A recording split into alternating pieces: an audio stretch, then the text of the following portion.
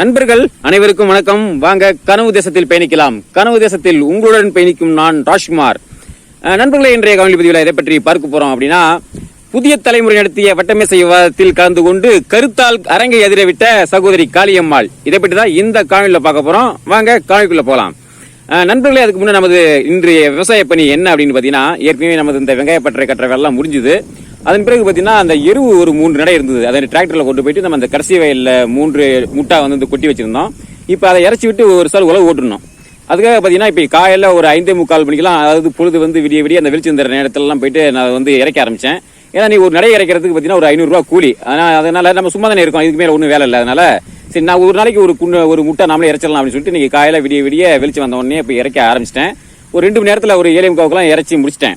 இன்னும் பார்த்தீங்கன்னா 2 முட்டு இருக்குது. வந்து சாயங்காலம் ஒரு முட்டு, நாளைக்கு காலையில் ஒரு முட்டு அப்படின்னு சொல்லிட்டு அதெல்லாம் இறச்சிட்டு அது பார்த்தீங்கன்னா ஒரு சால், அதை வந்ததுக்கப்புறம் எரு இறச்சதுக்கப்புறம் ஒரு சால் உழவு ஓட்டிவிட்டா வேலை முடிஞ்சுது. இதுதான் இன்றைய விவசாய பணி.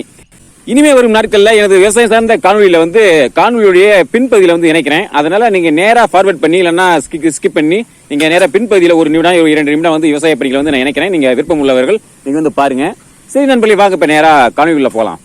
அதாவது புதிய தலைமுறை வந்து நேற்று ஒரு வட்டமேசை விவாதம் வந்து நடத்தினாங்க. அது வந்து நேரலையா வந்து அதை பண்ணியிருந்தாங்க. அந்த தலைப்பு, அந்த நிகழ்ச்சியினுடைய தலைப்பு என்ன அப்படின்னா, வருகின்ற 2026 சட்டமன்ற தேர்தல் களம் யாருக்கு சாதகமாக இருக்கும் அப்படிங்கிறது தான். இதுதான் வந்து தலைப்பு. இந்த விவாத நிகழ்ச்சியில யார் யாரெல்லாம் பங்கு பெற்றார்கள் அப்படின்னா, நாம் தமிழ் கட்சி சார்பாக சகோதரி காளியம்மாள் அவர்கள் பங்கு பெற்றாங்க. அடுத்து பாத்தீங்கன்னா மற்றவர்களுடைய பேரெல்லாம் சொல்ற அளவுக்கு அந்த அளவுக்கு முக்கியத்துவம் கிடையாது. திமுக, அதிமுக, பாஜக, விசிக, அப்புறம் அந்த விஜய் கட்சி சார்பா ராசி அழகப்பன், இப்படி 6 பேர் வந்து பங்கு பெற்றாங்க. இதுல வந்து பாத்தீங்கன்னா நம்ம அக்கா சகோதரி காளியம்மாள் வழக்கம் போல தனது கருத்தால் வந்து இந்த அரங்கத்தையே வந்து அதிர்விட்டாங்க அப்படின்னு தான் சொல்லணும். அதாவது மற்றவர்கள்லாம் வந்து ஏதோ தனது சார்ந்த கட்சிக்காக முட்டு கொடுக்கணும் அப்படிங்கிறதுக்கோசரம் வந்து அந்த வாக்குவாதத்துல அந்த விவாதத்துல பங்கு பெற்றாங்க, கருத்துல வந்து முன் வச்சாங்க. ஆனா உண்மையிலேயே கருத்தியல் ரீதியாக வாதத்தை முன்வைத்த ஒரு நபர், ஒரு கட்சியினுடைய ஒரு பேச்சாளர் அப்படின்னா அது சகோதரி காளியம்மாள் அவர்கள் தான்.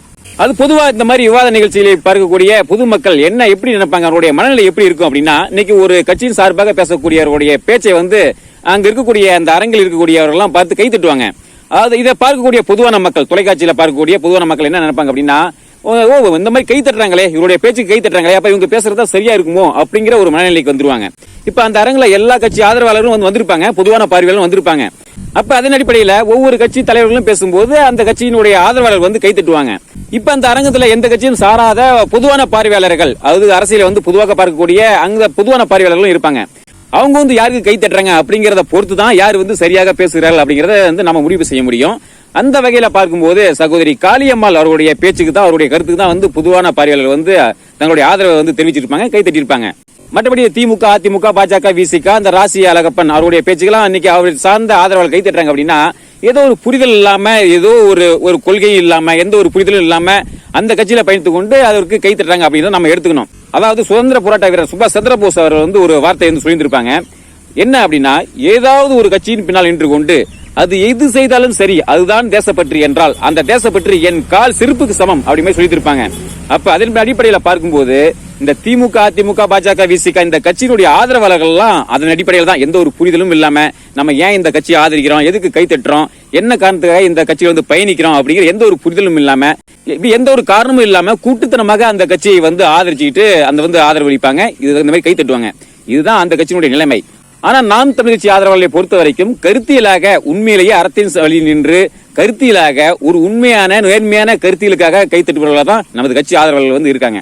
சரி நண்பர்களே, இப்ப இந்த வட்டமேசை விவாதத்துல சகோதரி காளியம்மாள் அவர்கள் கொடுத்த ஒரு பதில்கள், அதாவது நெறியாளர் வந்து 2 கேள்விகள் கேட்டிருப்பாங்க. நாம் தமிழ் கட்சியை சேர்ந்தவரை தவிர மற்ற யாராலும் இந்த மாதிரி பதில் சொல்ல முடியாது. அந்த வகையில நெறியாளர் வந்து ஒரு 2 கேள்விகளை வந்து கேட்டிருப்பாங்க. நெறியாளருடைய அந்த கேள்விக்கு சகோதரி காளியம்மாள் வந்து ரொம்ப நச்சுன்னு, அதை நெருக்குன்னு வந்து பதில் சொல்லியிருப்பாங்க. அதோட இந்த திமுக, விசிக இவர்களுடைய கருத்துக்கும் சகோதரி காளியம்மாள் வந்து ஒரு நச்சுன்னு ஒரு பதில் கொடுத்திருப்பாங்க.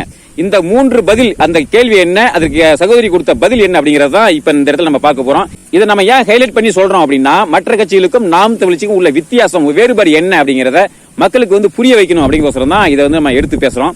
சரி, இப்ப இந்த விவாதத்துல நெறியாளர் கேட்ட ஒரு கேள்வி, அதற்கு சகோதரி காளியம்மாள் சொன்ன பதில், அதான் முதல்ல வந்து பார்க்க போறோம். இந்த இடத்துல சகோதரி காளியம்மாள் வந்து ஒரு வார்த்தை சொல்லியிருப்பாங்க. அதாவது நாம் தமிழ் கட்சி தான் மக்கள், மக்கள் தான் நாம் தமிழ் கட்சி அப்படிங்கிற மாதிரி ஒரு வார்த்தையை வந்து சொல்லியிருப்பாங்க.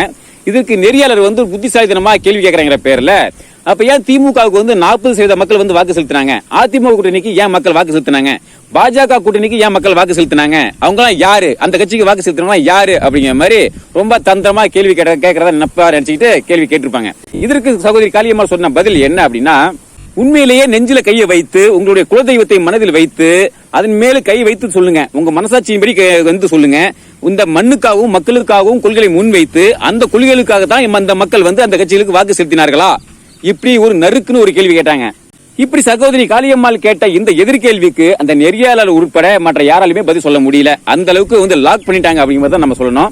அடுத்து பாத்தீங்கன்னா இன்னொரு கேள்வி கேட்டாங்க. அது என்ன அப்படின்னா, எந்த நம்பிக்கையில நீங்க 2026 தேர்தல நம்பிக்கையோட இருக்கீங்க, எதிர்பார்ப்போட இருக்கீங்க அப்படிங்கிற மாதிரி ஒரு கேள்வி கேட்டாங்க. இதற்கு சகோதரி காளியம்மாள் சொன்ன ஒரு பதில், ஒரு நறுக்குன்னு ஒரு பதில் என்ன அப்படின்னா, நாங்க 2016 தேர்தல்ல 1.1% நாங்க வந்து தொடங்கினோம். அதன் பிறகு 2024 தேர்தல்ல 8.2% வாங்கி அங்கீகரிக்கப்பட்ட மாநில கட்சியாக வந்து நீங்க மாறி இருக்கோம்.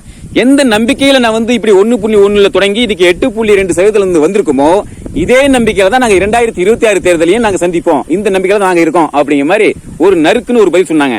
பாருங்க நம்மளே, இந்த இடத்துல நாம் தமிழ்ச்சி சார்ந்தவர், அதாவது காளியம்மாளை தவிர வேற யாராவது இருந்தாங்கன்னா இந்த அளவுக்கு தெளிவா வந்து பதில் சொல்ல முடியுமா அப்படிங்கறது ஒரு கேள்வி இருக்கு. அடுத்து இந்த விவாதத்துல திமுகவுக்கு ஆதரவாக பேசினவரும் விடுதலை கட்சி சார்பாக பேசினவரும் வந்து ஒரு வார்த்தை வந்து முன் வச்சாங்க. அதாவது இந்த திமுக ஆட்சியில வந்து பெண்களுக்கு 1000 ரூபாய், மாணவர்களுக்கு 1000 ரூபாய், மாணவிகளுக்கு 1000 ரூபாய், பெண்களுக்கு அதாவது முதியவர்களுக்கு வந்து 1200 ரூபாய், இப்படி மொத்தமா ஒரு 4000 ரூபாயை வந்து நாங்க வந்து பணமாவே கையில கொடுக்குறோம் அப்படிங்கிற மாதிரி ஒரு வார்த்தை வந்து 2 பேரும் முன் வச்சிருந்தாங்க. இதற்கு சகோதரி காளியம்மாள் அவர்களுக்கு வந்து ஒரு கேட்ட ஒரு கேள்வி, ஒரு பதில் என்ன அப்படின்னா, இந்த தொகை, அதாவது இன்னைக்கு போக்குவரத்து துறை கடுமையான நடத்தல போயிட்டு இருக்கு, மின்சாரத்துறை பயங்கரமான நடத்தல போயிட்டு இருக்கு, இன்னும் பல அரசு துறை நிறுவனங்கள் வந்து இயங்க முடியாத சூழ்நிலை இருக்கும் பொழுது இந்த 1000 ரூபாய் அப்படிங்கிறது எங்கிருந்து வருது? அதாவது டாஸ்மாக் சாராய கடை மூலமா 45,000 கோடி முதல் 50,000 கோடி வரைக்கும் நீங்க வருமானம் வருது. இந்த வருமானம் அப்படிங்கிறது எங்கிருந்து வருது? அதாவது ஒரு குடும்பத்திலிருந்து ஒரு 500 ரூபாயை நீங்க வந்து பிடுங்கிட்டு ஒரு 33 ரூபாயை, அது ஒரு நாளைக்கு 33 ரூபாயை நீங்க வந்து திருப்பி கொடுக்குறீங்க. அதாவது மாசம் 1000 ரூபாய் கொடுக்குறீங்க. அந்த 1000 ரூபாயை வந்து நீங்க 30 நாளைக்கு டிவைட் பண்ணா 33 ரூபாய் வருது. அப்போ ஒரு குடும்பத்துல ஒரு குடிக்கிறது மூலமா 400 ரூபாய், குறைஞ்சபட்சம் 400 ரூபாய் வந்து நீங்க பிடிக்கிட்டு தான் இந்த 33 ரூபாய், ஒரு நாளைக்கு 33 ரூபாய் நீங்க கொடுக்குறீங்க. அப்ப இதெல்லாம் வந்து ஒரு திட்டமா? இது வந்து மக்களுக்கு வந்து சுரண்டது இல்லையா? இப்ப இதெல்லாம் வந்து ஒரு திட்டம்னு சொல்லி நீங்க பேசிட்டு இருக்கீங்க, மக்களை வந்து ஏமாத்திட்டீங்க அப்படிங்கிற மாதிரி ஒரு நறுக்குன்னு ஒரு பதில் சொல்லியிருப்பாங்க. இப்படி சகோதரி காளியம்மாள் அவர் சொன்ன இந்த பதிலுக்கும் கேட்ட எதிர்கேள்விக்கும் இந்த நெறியாளர்கிட்டையும் பதில் இல்ல, அந்த எதிர் வரிசையில் அந்த கருத்துல வந்து முன்வைத்த அந்த வாதத்தை முன்வைத்த அவர்கள்டையும் பதில் இல்ல. இதுல இருந்து தான் என்ன தெரியுது அப்படின்னா, அதாவது இவர்கள் இந்த திமுக, அதிமுக மற்ற எல்லா கட்சியிலும் வந்து மக்களை ஏமாற்றுபவர்கள், ஏமாற்றி அரசியல் செய்பவர்கள். அவர்கிட்ட உண்மை கிடையாது, நேர்மை கிடையாது, அறம் கிடையாது, எதுவுமே கிடையாது. ஆனா அதே சமயத்துல நாம் தமிழ் கட்சியை சேர்ந்த பேச்சாளர்கள் கருத்தியல் புரட்சியாளர்கள் அப்படிங்கறத சகோதரி காளியம்மாள் அவர்கள் வந்து தனது வாதத்தின் மூலமா நிரூபிச்சிருக்காங்க. இதான் இந்த விவாத மேடையில வந்து நம்ம பார்க்க முடிஞ்சது. இப்படி புதிய தலைமுறை விவாத மேடை அரங்க விட்ட சகோதரி காளியம்மாள் அவருடைய இந்த விவாதத்தை வந்து நீங்க இன்னும் பார்க்கல அப்படின்னாலும் இப்ப புதிய தலைமுறை அந்த யூடியூப் சேனல் வந்து இருக்கு, நீங்க வந்து அதை நீங்க பார்க்கலாம். பார்த்துட்டு உங்களுடைய கருத்துக்களையும் பதிவிடுங்க. சரி நண்பர்களே, இந்த தகவலை வந்து உங்களோட பகிர்ந்து கொள்ளலாம் இந்த காணொலி. மீண்டும் மருத்துவ காணொலி சந்திப்போம். நன்றி, வணக்கம்.